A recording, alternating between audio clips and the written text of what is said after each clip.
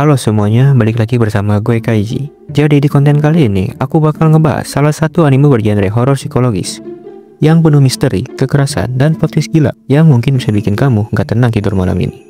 Judul animenya adalah Higurashi no Naku Koroni, atau dalam bahasa Inggris dikenal sebagai When They Cry. Anime ini ditulis oleh Ryukishi 07 dan pertama kali tayang di tahun 2006 yang berjumlah 26 episode. Untuk cerita di awal, anime ini kelihatan kayak slice of life biasa. Ada sekelompok anak sekolah yang tinggal di desa kecil. Mereka main bareng, bercanda, dan tampak sangat akrab.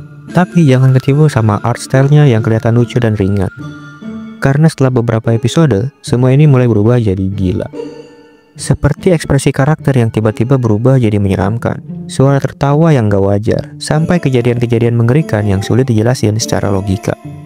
Dan perasaan gak nyaman itu bakal terus tempel selama kamu nonton anime ini. Dan yang paling bikin merinding, semua kekacauan ini terjadi di tengah festival desa yang katanya suci. Anime ini lumayan bikin bingung, karena di setiap arc-nya bakal ada kejadian yang berbeda-beda. Entah itu kejadian di dunia alternatif, pergantian sudut pandang, atau mungkin juga kejadian looping yang terus berulang. Di season pertama ini, anime Higurashi punya sekitar 6 arcs yang saling berkaitan, tapi tetap menyimpan misteri masing-masing.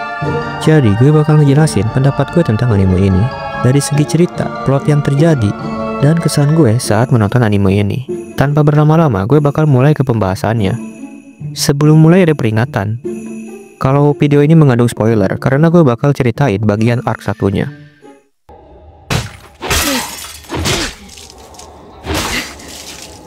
Cerita bermulai dari sudut pandang karakter bernama Keiichi Maebara, yang baru pindah ke desa kecil bernama Hinamizawa, dan langsung berteman dengan beberapa anak desa, seperti Rena, Mion, Satoko, dan Rika.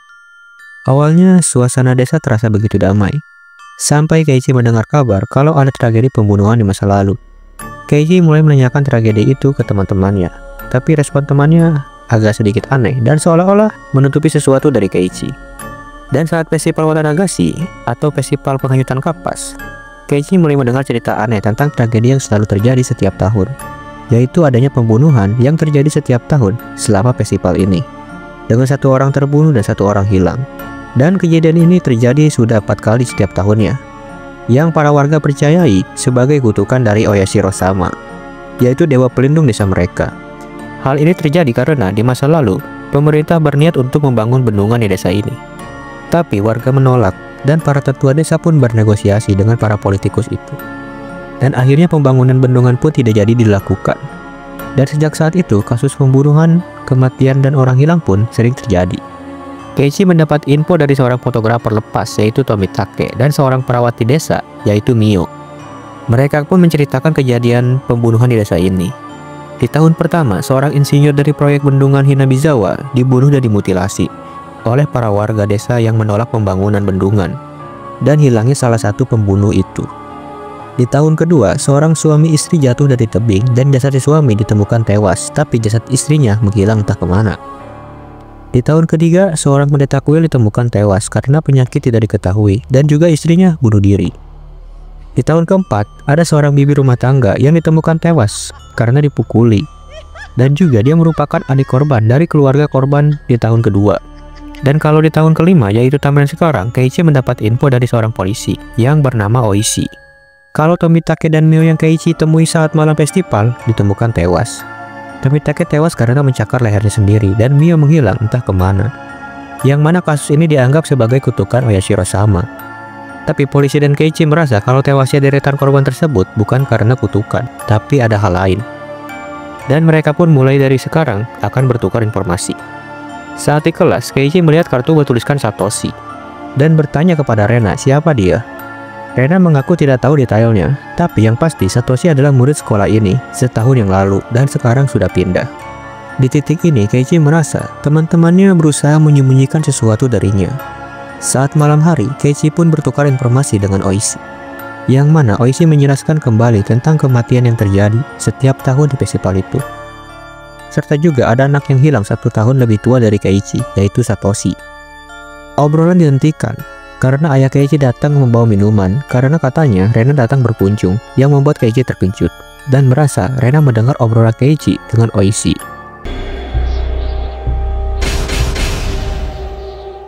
Keesokannya Keiichi tidak masuk sekolah karena dia merasa tidak enak badan dan memutuskan untuk berobat.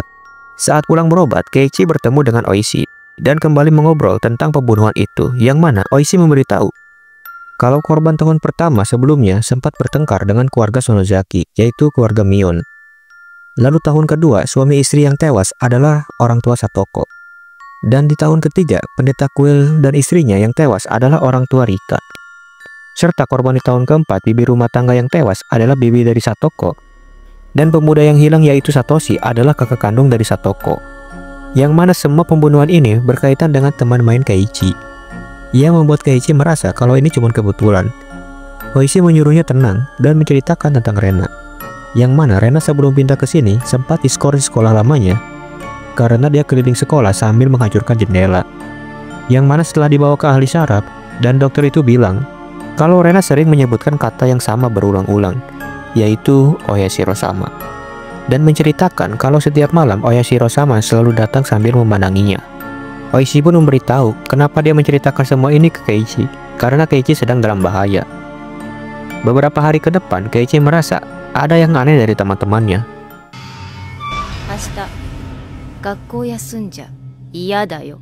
Bahkan dia merasa adanya teror dari mereka, dan meninggalkan catatan kalau dia sedang menjadi target pembunuhan. Dan ini ada hubungannya dengan kutukan Oyashiro-sama. Lalu Keiichi mulai merasa ada yang tidak beres. Keiichi mulai berpikir untuk melindungi dirinya dan mulai berlatih mengayunkan tongkat baseball. Dan juga Rika menyarankan agar Keiichi tidak kehilangan tongkat itu. Dan sejak saat itu Keiichi mulai membawanya kemanapun dia pergi dan mulai menjaga jarak dari teman-temannya. Di titik ini Keiichi mulai tidak stabil dalam emosinya. Rena pun bertanya sesuatu ke Keiichi. Kenapa Keiichi membawa tongkat baseball itu kemana-mana dan melakukan hal yang sama seperti Satoshi sebelum dirinya pindah. Serta Rena berharap agar Keiichi juga tidak pindah seperti Satoshi. Saat malam, Keiichi pun memberitahu Oishi kalau dia sepertinya sedang dalam target pembunuhan. Seperti saat dia hampir ditabrak mobil pen dan ada jarum di makanan yang diberikan Rena dan Mion. Tapi Keiichi tidak bisa memberikan barang bukti karena jarum itu hilang dan Keiichi tidak ingat plat nomor mobil pen itu. Lalu obrolan pun terhenti karena ada tamu, yaitu Rena, yang membawakan Keiichi makanan dan memaksa untuk masuk.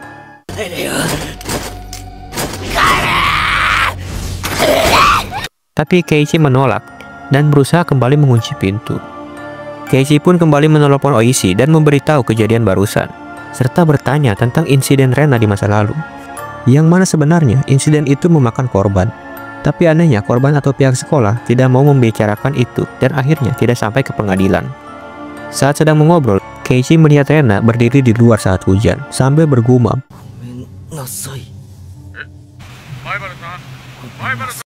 Keesokannya saat di sekolah, Mion meminta Keiichi untuk berhenti melakukan ini. Tapi Keiichi bilang kalau dia tidak akan menyerah dan selemah Satoshi. Yang membuat Mion menangis dan kesal, berharap seharusnya dia membunuh tua bangka itu. Saat pulang sekolah, Rena pun menemui Keiichi sambil membawa parang dan akan mendengar keluh kesah Keiichi agar Keiichi tidak pindah dari desa ini. Keiichi pun langsung lari kabur. Tapi Keiichi dikepung oleh orang tidak dikenal dan dia pun dipukul. Terbangun dari pingsannya, Keiichi sudah ada di kamarnya dan juga ada Rena yang bilang kalau dia sudah memanggil dokter. Serta tak lama datang juga Mion, yang juga sudah memanggil pelatih karena Keiichi nampak suka bermain baseball sekarang. Tapi saat Keiichi bertanya siapa pelatih itu, teman-temannya hanya tertawa dan tidak menjawab pertanyaan Keiichi. Lalu mereka berdua pun berniat akan menghukum Keiichi dengan permainan game yang mereka buat sebelumnya, serta akan menyuntikkan sesuatu ke Keiichi. Lalu tiba-tiba kejadian pun langsung berubah dengan Keiichi yang membantai dua orang temannya. Serta tak lama datang beberapa orang dengan pen putih. Keiichi menuliskan semua kejadiannya di buku itu tentang adanya orang yang datang ke rumahnya dan juga soal Rena dan Mion yang kemungkinan terlibat dalam pembunuhan. Keiichi juga ikut menaruh suntikan itu di balik jam sebagai barang bukti. Lalu Keiichi pun pergi dan berusaha untuk kabur dari mereka. Tak lama Keiichi berhasil kabur dan menelepon Oishi. Tapi Keiichi kesulitan untuk menjelaskan situasinya. Tapi akhirnya Keiichi menjelaskan kalau pembunuhan yang terjadi itu bukan karena manusia, tapi oleh Oyashiro-sama. Karena Keiichi telah melihat Oyashiro-sama yang selalu mengikutinya seperti bayangan. Karena tidak tahan, Keiichi pun akhirnya bunuh diri dengan mencakar lehernya sendiri. Polisi pun akhirnya melakukan investigasi, yang mana Keiichi menjadi tersangka atas pembunuhan 2 orang temannya. Dan juga ditemukan sebuah catatan di balik jam. Dan dari banyaknya selotip bisa disimpulkan, ada benda lain yang ditaruh di sana, tapi barang lain itu tidak ditemukan. Dan catatan Keiichi adalah tentang dirinya yang menjadi target pembunuhan. Tapi dia tidak tahu siapa dan kenapa mereka melakukan itu. Dan juga Keiichi berpesan agar yang membaca surat ini membongkar kebenarannya. Dengan ini cerita arc 1 pun selesai. Masih banyak kejadian yang masih menjadi tanda tanya tentang anime ini. Gue nggak bakal bahas setiap arc secara rinci lagi, tapi gue bakal memberikan ringkasan yang terjadi di setiap arc-nya. Di arc 1 yaitu Onekasushi Hen atau diculik iblis terdiri dari episode 1-4. Arc ini adalah awal dari semuanya, menampilkan perspektif Keiichi setelah pindah ke desa Hinamizawa. Cerita yang awalnya tampak damai berubah jadi penuh teror dan paranoia. Keiichi mulai mencurigai teman-temannya, Rena dan Mion, yang tampak menyembunyikan sesuatu. Arc ini berakhir tragis dengan kematian 2 teman Keiichi dan bunuh diri Keiichi itu sendiri. Di arc 2 yaitu Watanagashi Hen atau Festival Penghanyutan Kapas, yang terdiri dari episode 5-8. Kali ini fokusnya lebih ke karakter Shion Sonozaki, saudari kembar Mion. Arc ini menunjukkan dinamika keluarga Sonozaki, rahasia kelam di balik festival Watanagashi, dan hubungan antara Shion, Satoko, serta Satoshi. Cerita berujung pada pembunuhan sadis dan misterius yang tampaknya dilakukan oleh Shion atau mungkin Mion, dan berakhir dengan adegan bunuh diri. Arc 3 yaitu Tatarigoroshi Hen atau Kutukan Pembunuhan, yang terdiri dari episode 9-13. Kali ini fokus pada Satoko Hojo dan penderitaannya karena tinggal bersama pamannya yang kejam.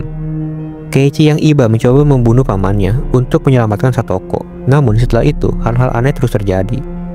Termasuk orang-orang yang terkait mulai menghilang atau mati. Keiichi mulai mempertanyakan realitas, lagi-lagi terjerumus ke paranoia.